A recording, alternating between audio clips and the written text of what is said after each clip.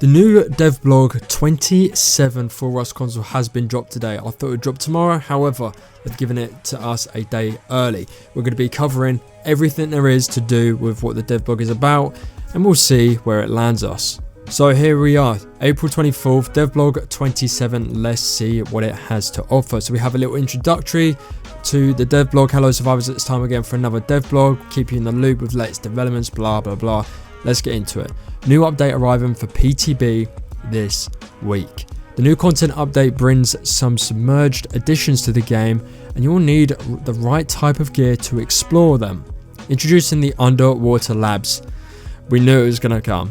A procedurally generated monument that will feature unique layouts from map to map.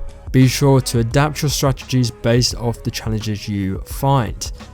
2 new vehicles are also being added, and you need them to navigate these aquatic landscapes. First up is the solo submarine, armed with a torpedo launcher for engaging other submarines, sharks and boats roaming on the surface. For those of you who want to explore the seabeds with a fellow survivor, we're introducing the duo submarine, boosting all the features of its solo counterpart, plus a handy sonar to keep you informed of nearby threats and entry points into the underwater labs. Both submarines will be available for trade at the fishing villages, so start saving up that scrap. There are more changes to come with this update. Keep an eye on our PTB Discord server so you don't miss out.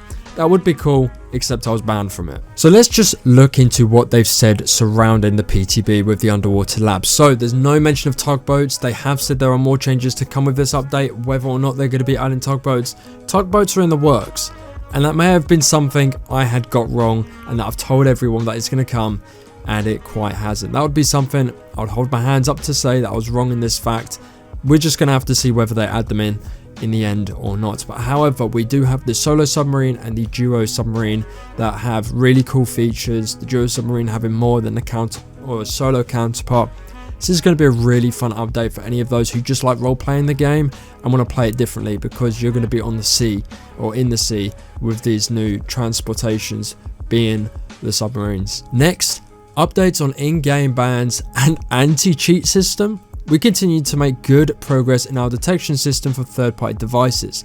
It's important to reiterate that such behavior breaks our terms of service, which every player must abide by to play the game. Our next step is to fight this issue is implementing device bans to make sure the perpetrators are dealt with accordingly and that they can't simply get back in the game by creating an alt account.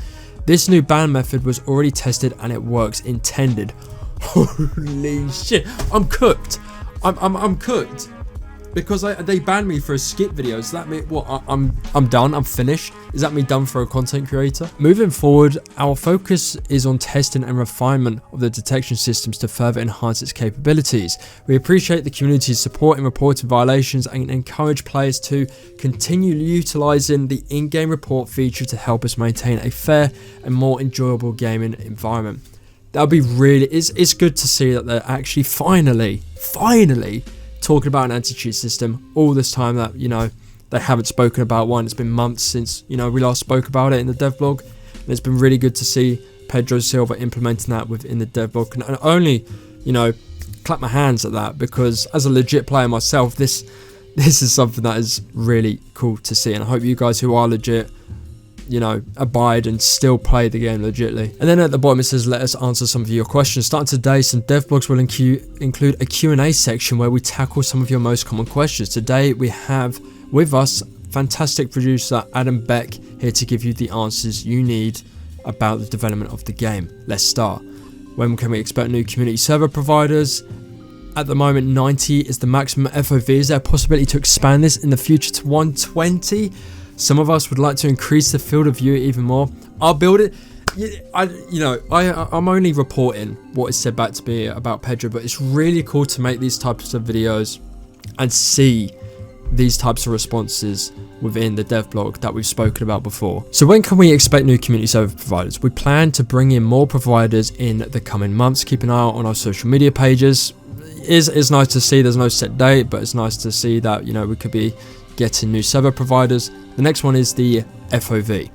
We do have some performance concerns as increasing FOV can affect FPS, but this is something we can investigate and possibly add to a future release. Please, for the love of God, add it. I really don't like the FOV, it's too zoomed in. I really liked the old FOV where it was zoomed out. That could be why the frames weren't as good as they are now, if we're talking strictly about the performance of the game. But it's been nice to see that these questions that, you know, have been answered by Pedro or in my videos are also being answered for everyone to look at their own leisure in the devlog. We have, are building skins something the team has considered for the Rust console version? Let's have a look. We love these types of skins, and internally we have been discussing bringing these to the console edition, but have no timeline to share at the moment. Again, keep an eye. So basically, it's like they understand what the people want, they just have to investigate into bringing it in. But at least it's an answer rather than leaving us in the dark. And also you can submit a question down here and player satisfaction form. We want you. We're curious about how your Rust console edition has been lately. Is the game running smoothly for you? You know, it's really good to see that we're kind of getting more of a say within the game that we play, and what will be the best route to play on. Like, what should 11 prioritize? What is going to be the next update? It's really cool to see this type of stuff. I might be just, you know, jumping the gun, and because I'm in an adrenaline rush right now seeing the anti-cheat. Is it good? Do you guys like this, or do you think there should be more done with the game? For now, that is all I have. That is devlog 27 wrapped up. If you have any questions, be sure to leave them below. Subscribe if you're new around here. Take it easy, guys. See you in the next one.